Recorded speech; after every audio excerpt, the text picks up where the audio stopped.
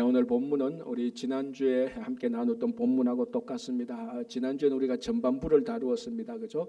전반부 내용이 뭔가 하면은 이제 베드로와 요한이 성전 미문에 앉은 안전뱅이를 고쳤고, 그리고 솔로몬 행각에 모인 사람들에게 설교를 했습니다.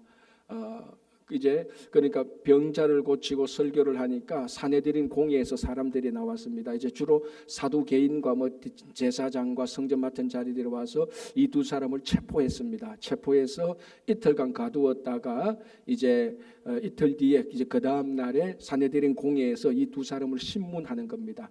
어제 우리 지난주 우리 요까지 봤습니다. 신문하기 직전에 사내들인 공회에서는 반원형으로 이렇게 그 구조가 되어 있는데, 한중간에 대제사장이 앉고 양쪽에 이제 35명씩 앉죠. 그리고 중간에 베드로와 요한을 세워놓고 이제 신문하려는 그 폼에서 우리 지난주에 멈췄습니다. 이제 오늘은 신문하는 내용, 그리고 그 신문에 대해서 베드로가 대답하는 그 내용을 우리가 한번 보겠습니다. 자, 7절 이렇게 되어 있습니다. 사도들을 가운데 세우고 사내들인 공회 반원형 중간에 세우고, 이 말이죠. 묻되, 자, 사내들인 공회에서 묻습니다. 너희가 무슨 권세와 누구의 이름으로 이 일을 행하였느냐? 이 일이라는 것은 안전뱅이를 고친 것, 그리고 더 크게 말하면 성전에서 가르친 것, 또 더 하면은 누구 이름으로 예수와 부활을 전했냐, 이런 모든 일을 다 이제 총체적으로 말하는 겁니다. 자, 이 공회의 이 질문을 통해서 우리가 분명히 알 수 있는 것이 뭔가 하면은 남에서부터 안전뱅이가 고쳐졌다는 치유된 사실은 사내들인 공회에서도 인정합니다. 이걸 부인할 수가 없습니다. 오늘 여기 나중에 우리 다음 주에도 보겠지만 그 자리에 치유받은 안전뱅이도 같이 있었거든요. 그러니까 정말로 치유받은 사실은 부정할래야 부정할 수가 없습니다. 그러나 한 가지 더 묻고 싶은 것은, 너희가 이 안전뱅이를 고쳤는데 도대체 무슨 자격으로 고쳤느냐, 이거하고 같은 말이에요. 고쳤다는 것은 부정하지 못하는데 왜 고쳤느냐, 너희들이 왜 고쳤느냐, 무슨 자격으로 고쳤느냐, 이걸 말하는 겁니다. 자, 이걸 이해하려면 우리가 신명기 13장에 나와 있는 내용을 좀 봐야 됩니다. 자, 신명기 13장 1절에서 3절에 이렇게 되어 있습니다. 너희 중에 선지자나 꿈꾸는 자가 일어나서 이적과 기사를 너에게 보이고 그가 너에게 말한 그 이적과 기사가 이루어지고 너희가 알지 못하던 신들을 우리가 따라 섬기고자 말할지라도 너는 그 선지자나 꿈꾸는 자의 말을 청종하지 말라, 이렇게 되어 있습니다. 자, 이게 모세가 이스라엘 백성들이 가나안 땅에 들어가서 가나안의 그 이상한 제사장 이상한 사람들이 거짓으로 이적과 기사를 베풀면서 야, 우리가 이 신을 섬기자 저 신을 섬기자 한다 할지라도 그 기적과 이사에 현혹되어서 우상을 섬기지 말라, 이 말입니다. 자, 그리고 신명기 13장 쭉 내려가면 13절 15절에 같은 맥락인데 이렇게 되어 있습니다. 너희 가운데서 어떤 불량배가 일어나 그 성읍 주민을 유혹하여 이르기를 너희가 알지 못하던 다른 신들을 우리가 가서 섬기자 한다 하거든 너는 자세히 묻고 살펴보아서 이런 가증한 일이 너희 가운데 있다는 것이 확실한 사실로 드러나면 너는 마땅히 그 성읍 주민들을 칼날로 죽이고, 이렇게 됐습니다. 신명기 13장 1절 3절 13절 15절을 함께 묶어서 간단하게 모세가 했던 말은 어떤 말이 되는가 하면은, 너희 가운데서 어떤 선지자나 꿈꾸는 자, 어떤 마술사 요술사, 이런 어떤 각종 종류의 사람이 나타나서 이적을 베풀면서 야, 이 이적은 내가 섬기는 신이 베푼 이적이야, 그러면서 이스라엘 백성들이 알지 못하는 다른 우상을 섬기자고 선동하는 사람들이 있다면 너희가 그 기적과 이사와 그 사람들을 잘 검증해보고 그것이 가증한 일이라고 드러나면 그 사람들을 다 죽이라, 이 말입니다. 왜냐하면 이게 이상한 사람들이 일어나서 거짓 마술, 거짓 이적을 베풀면서 우상을 섬기자 선동하는 일이 계속 일어나기 때문입니다. 자, 이 말씀에 근거해서 사내들인 공회 사람들은 율법의 대가들 아닙니까? 이 말씀에 근거해서 베드로와 요한이 성전에서 안전병이 꽂힌 것을 검증하려고 하는 겁니다.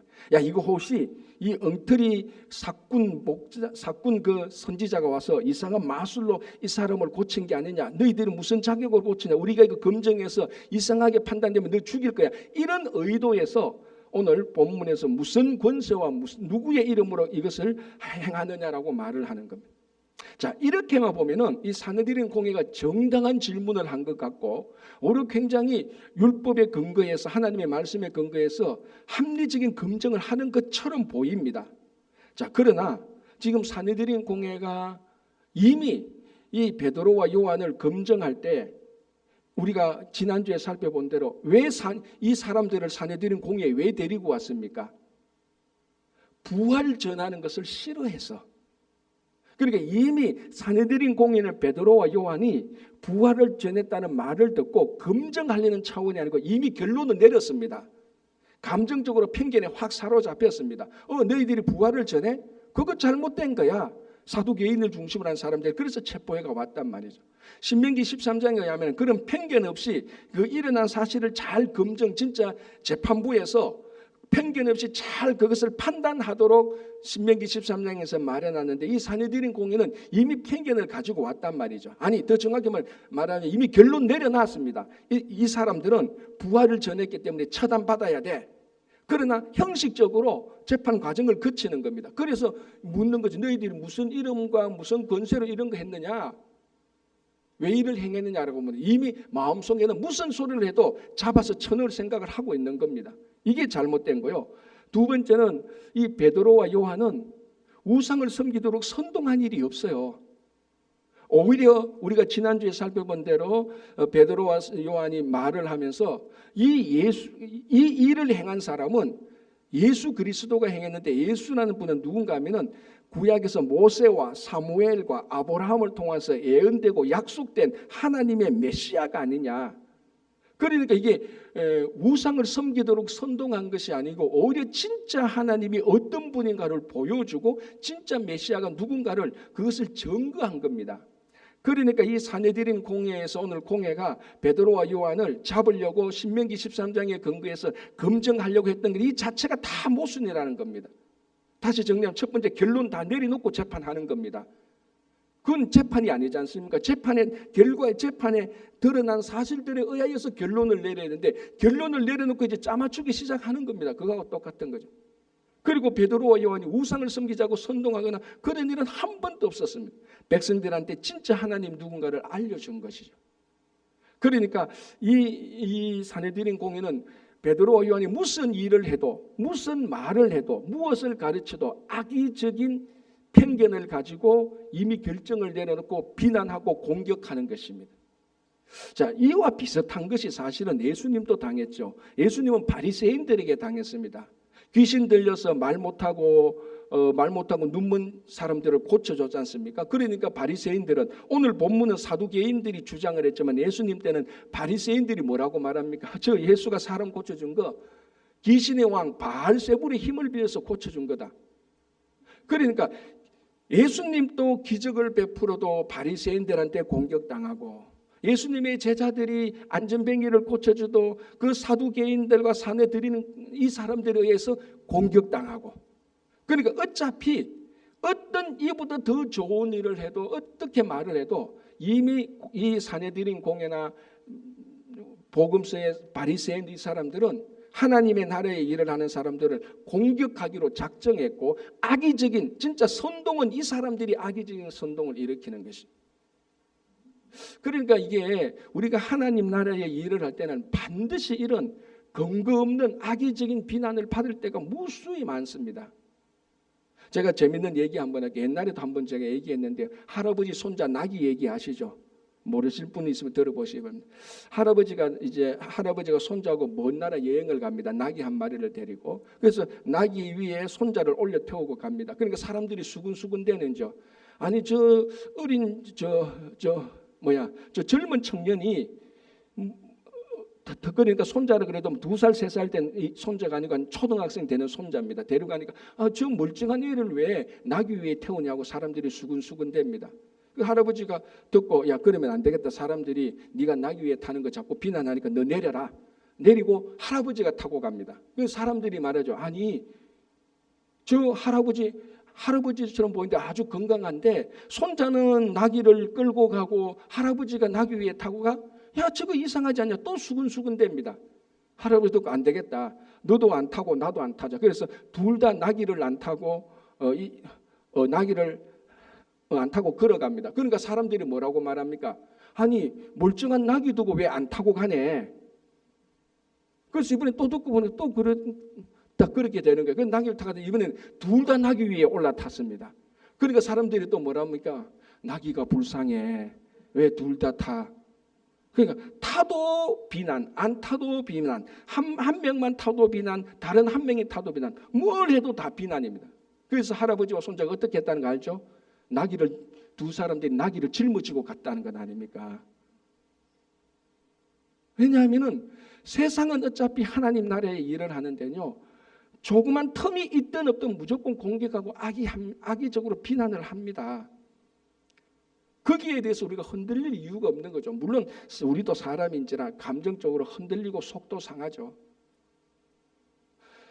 이거는 이제 제가 실제적으로 들은 겁니다. 이제 제가 전번 교회에 있을 때 하니까 설교를 하니까 한때는 목사님이 성경 설교를 하는데 성경적인 얘기만 해서 너무 좋대.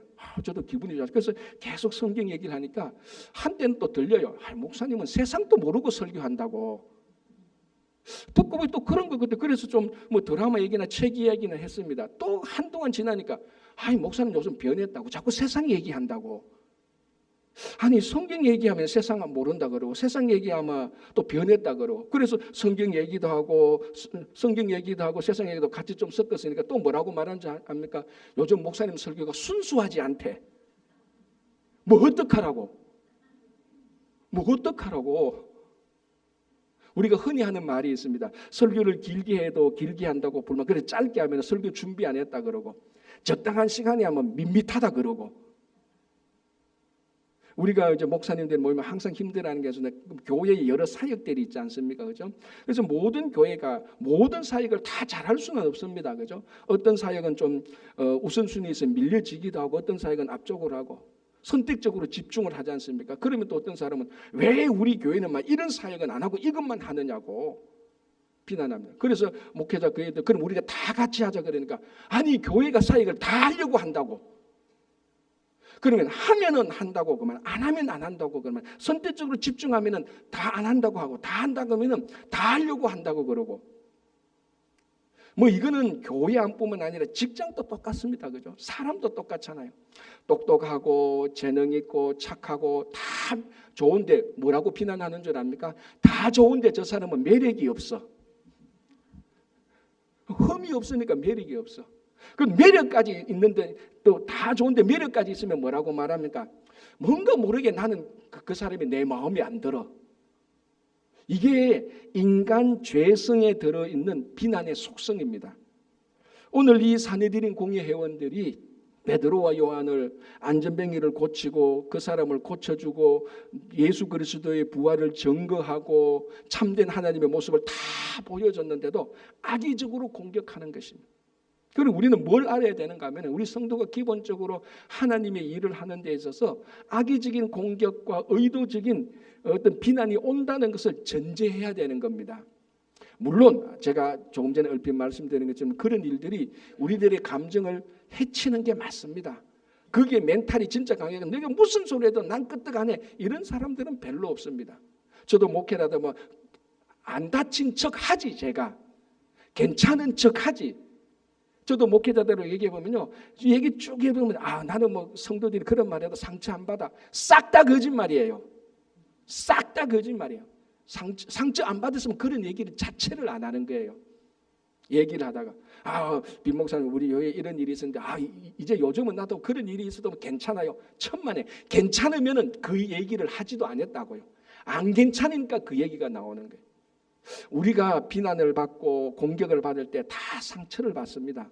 그런데 이거를 부인할 수는 없지만 우리가 극복할 수 있는 것은 보십시오. 예수님이 귀신을 쫓아도 바알세분의 귀신의 힘을 빌려서 비난하고, 오늘 베드로와 요한이 안전병기를 고쳐줘도 악의적인 공격과 의도적인 판단을 합니다.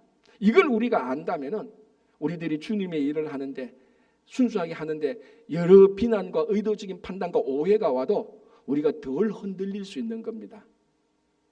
이걸 안다면은. 그래서 지금 혹시나 여러분들 가운데 주님의 일을 하고 직장이나 교회 안에서도 그렇고 여러분 가정이나 어떤 곳에서라도 주님의 일을 하는데 흔들거나 비난하거나 악의적인 공격을 한다면요, 경고히 여러분들이 말씀에 있어서 흔들리지 않기를 바라는 겁니다. 자, 8절 보겠습니다. 이렇게 되어 있습니다.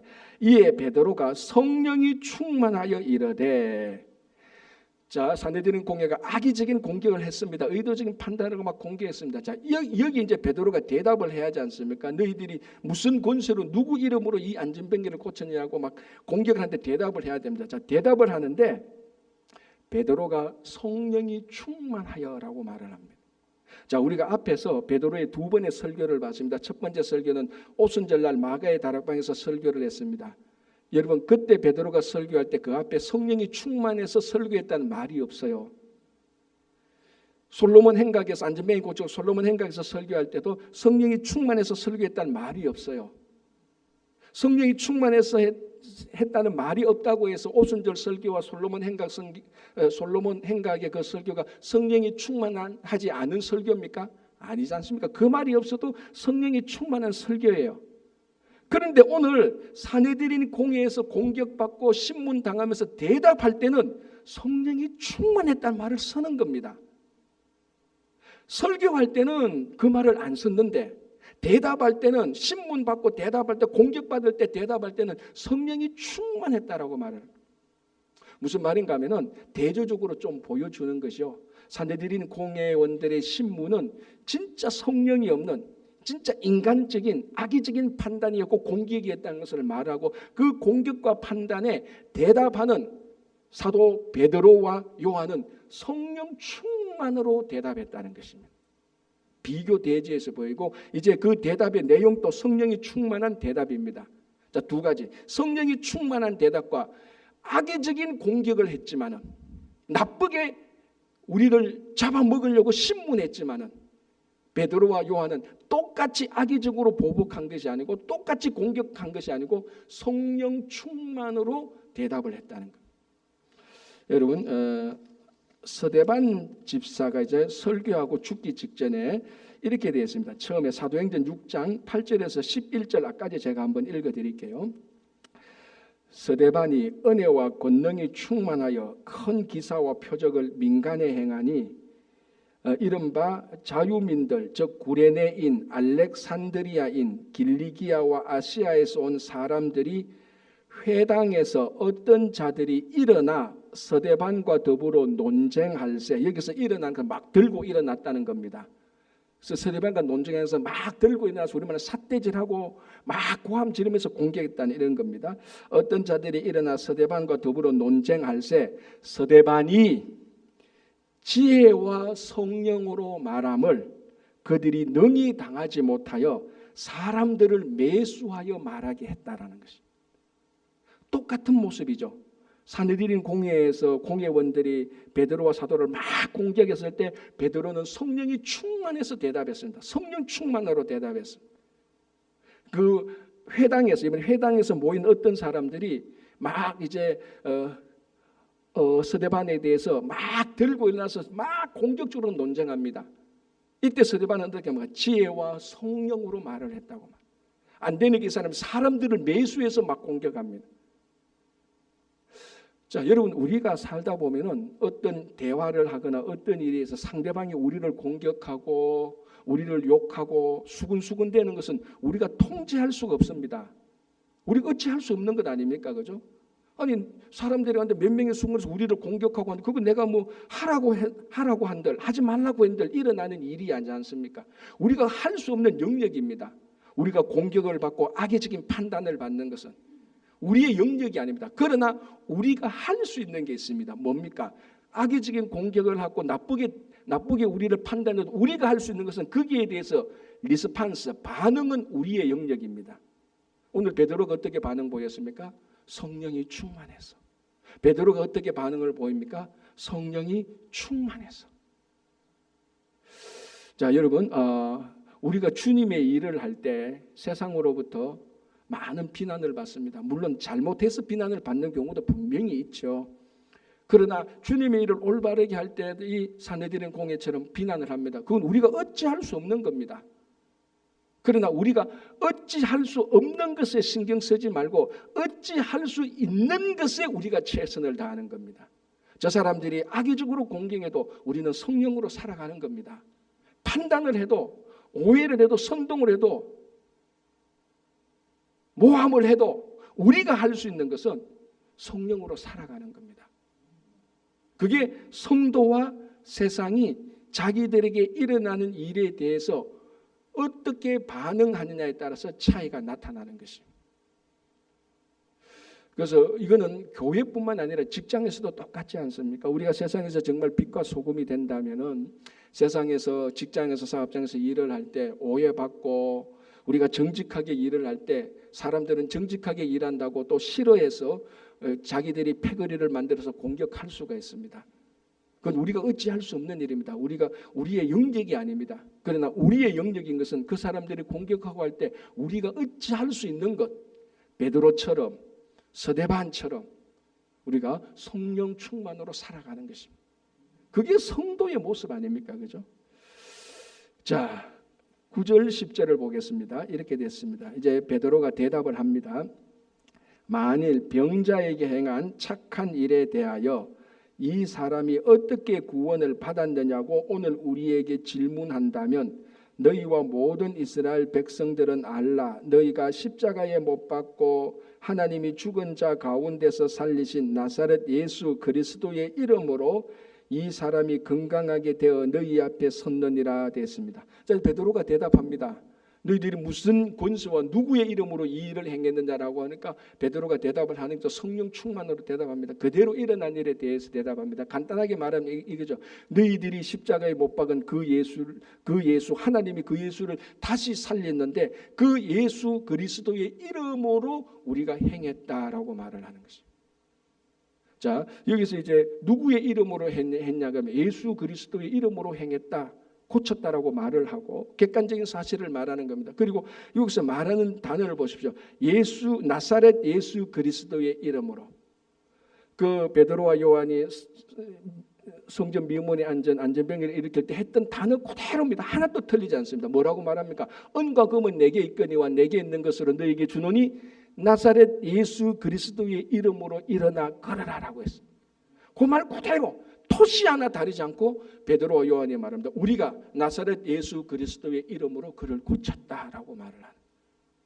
그래서 이 말을 이렇게 이제 대답을 하고 한 가지 더 덧붙입니다. 그럼 이 예수에 대해서 한 가지 덧붙이는데 그게 11절이죠. 이렇게 되어 있습니다. 이 예수는 너희들이 십자가에 못 박고 하나님께서 부활케 하신 이 예수는 뭐라고 말합니까? 너희 건축자들의 버린 돌로서 집 모퉁이의 머릿돌이 되었느니라. 이 예수에 대해서 베드로가 이렇게 말합니다. 예수는 건축자의 버린 돌인데 집 모퉁이의 머릿돌이 되었다라고 말합니다. 자, 이게 그 건축자들, 자 이제 여기서 건축자는 나무도 다루고 돌도 다룹니다. 이 돌을 다루는 건축자가 돌을 하다 보면은 이제 그 집을 지을 때는 큰 돌 가지고 다듬어야 되지 않습니까? 그걸 하다 보니까 쓸데없는 돌이 있습니다. 그걸 버리는 겁니다. 아무 쓸데없다 해서 버렸는데 버린 이 돌이 나중에 유용하게 되어서 모퉁이의 머릿돌이 되는 겁니다. 모퉁이의 머릿돌은 두 벽을 연결시켜서 그 바탕이 되는 것 아닙니까? 그러니까 모퉁이의 머릿돌이 흔들리면 벽 두 개가 흔들립니다.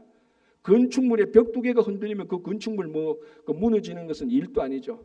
그러니까 이 모퉁이 두 벽을 붙들고 있는 바탕이 되는 이 모퉁이의 머릿돌이 진짜로 중요한 게 됩니다. 이게 흔들리면 집 다 무너집니다. 그래서 많은 건축자들이 집을 다 건축하고 난 다음에 자기들의 이름을 어디 쓰는 줄 압니까? 모퉁이의 머릿돌이 자기 이름을 쓴대요.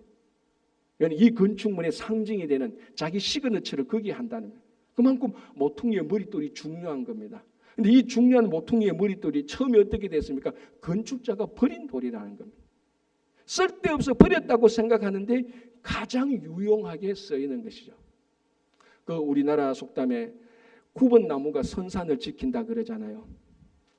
구번나무는 목재로도 쓰지 못하고 아무 데도 못 씁니다. 그러니까 목수가 산에 가서 어느 나무를 쓸까 하다가 이거 좋은 목재 있네? 좋은 목재 가져갑니다.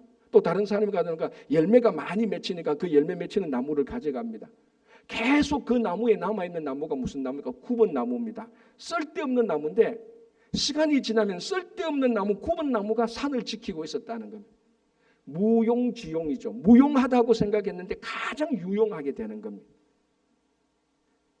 제가 좋아하는 장자의 이런 얘기가 있습니다. 장석이라는 목수가 제자하고 길을 가는데 어느 마을에 갑니다. 그 마을 입구에 딱딱한데 천년된 거목이 있습니다. 그 마을 입구는 보통 사당인데 천년된 나무가 그 마을을 지키고 있으니까 사람들이 이제 전국 각지에서 소문이 나서 사람들이 와 모여가지고 이제 유명한 관광지가 됩니다. 도대체 천년된 나무가 어떻게 이렇게 이쁘냐 막 이렇게 사람들이 막 구경하는데 이 장석이라는 목수가 제자하고 가면서 그들도 보지 않고 그냥 패스하는 겁니다. 그 제자가 스승님 아니 우리가 목수인데 이 천년된 나무를 보고 가야 되지 않습니까? 그러니까 장석이 하는 말이 딱 이렇게 말합니다. 쓸모없는 나무다라고 말을 합니다.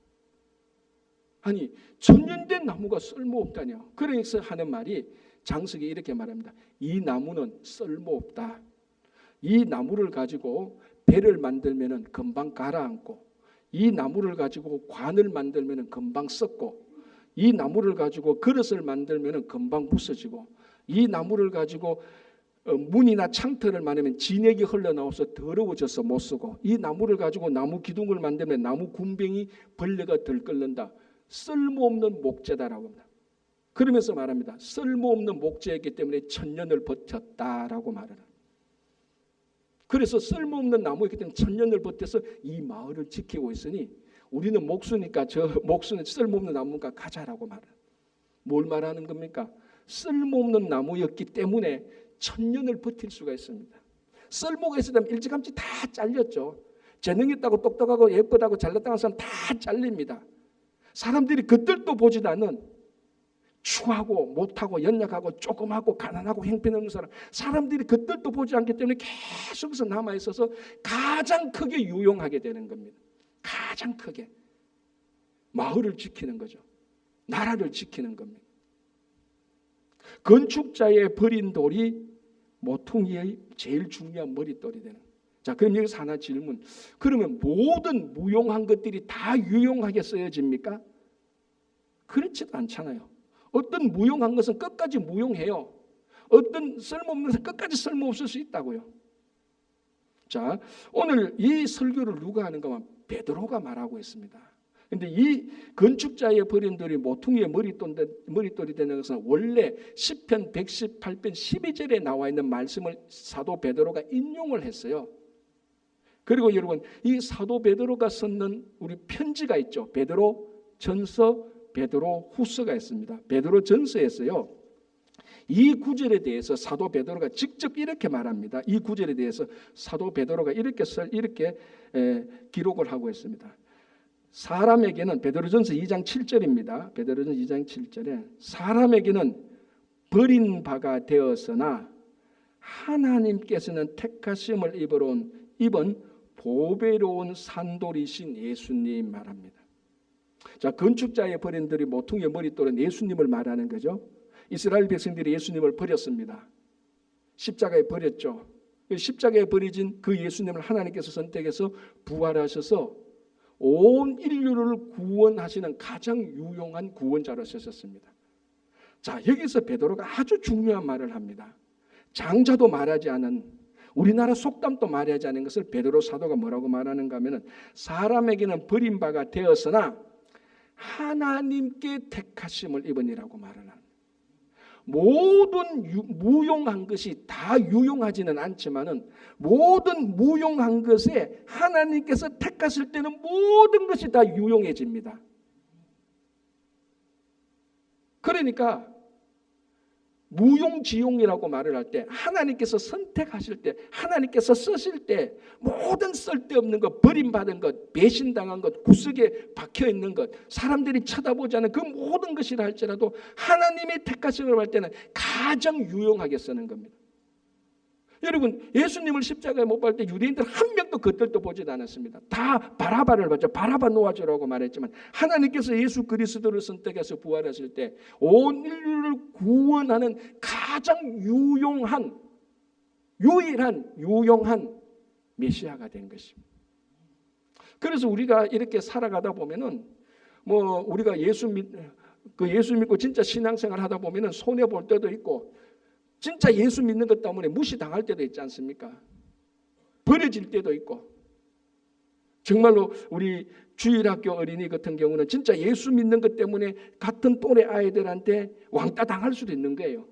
애들아, 너희들 그렇게 살면 그거 나쁜 일이야라고 말할 때 같은 또래 애들은 너 혼자 착한 척해, 너 교회 다니다고 착한 척해라고 무시당할 수 있습니다.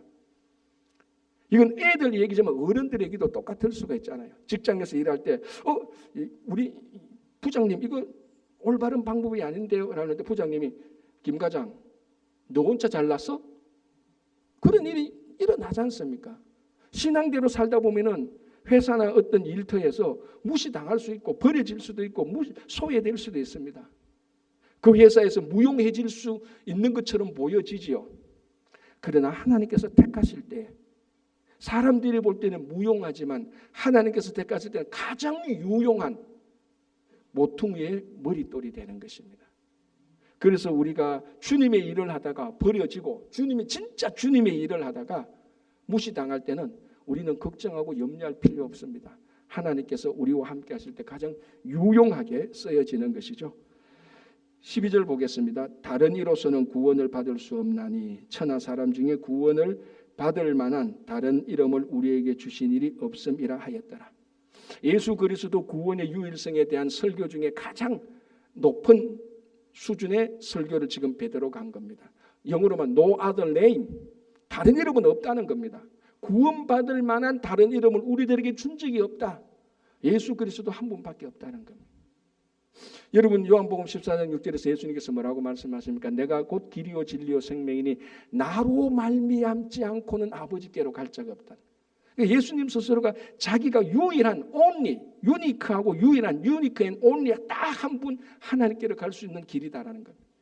제가 잘 쓰는 표현대로 말하면 우리가 예수님에게는 여러 가지 방법으로 다가갈 수 있습니다. 사업이 망해서 예수를 만나고, 건강이 나빠져서 회복되면서 예수를 만나고, 교회 한번 놀러 왔다가 예수를 만나고, 친구 초청잔치에 있다 와서 예수를 만나고, 여러 가지 예수를 만날 수 있지만 하나님께로 가는 길은 예수 그리스도 한 분밖에 없다는 겁니다. 다른 길은 없습니다. 유일한 한 길밖에 없습니다. 무협지 얘기 하나 할까요? 우리 그 무협지에 대한 김용 선생이 쓴 의천도룡기라는 게 있습니다. 거기 주인공이 장묵이라는 아이인데 처음엔 아이부터 나와서 어른까지 되는 건데요. 9살 때 현명신장이라는 악한 공격을 받게 됩니다. 이것은 아주 사악한 공격법이라고 해서 원래 중원에서 진짜 무림의 고시들은 이걸 안 씁니다. 사파에서나 쓰지. 근데 현명신장을 맞으면 어떤 건 몸에 한독이 생깁니다. 몸이 계속 추운 거예요. 그래서 일찍 죽게 되는 겁니다. 이 한독을 빼내야 돼요. 근데 이제 그 무협지를 보면은 무당파의 창시자 장상품이 나옵니다. 태극권을 만드는 사람이죠. 무협지를 아시는 분은 아시겠지만 전설적인 진짜 레전드급 인물이죠.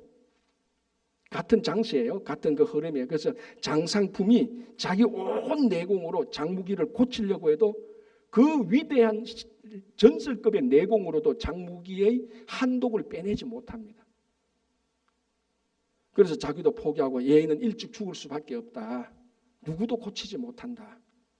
그러니까 가다가 또 보면 호청우라는 의술의 신이 나타납니다. 신급 의술입니다. 그 사람이 수술해서 고쳐서 안 고친 사람이 한 명도 없습니다. 다 고쳤습니다. 이 사람이 장무기를 못 고칩니다.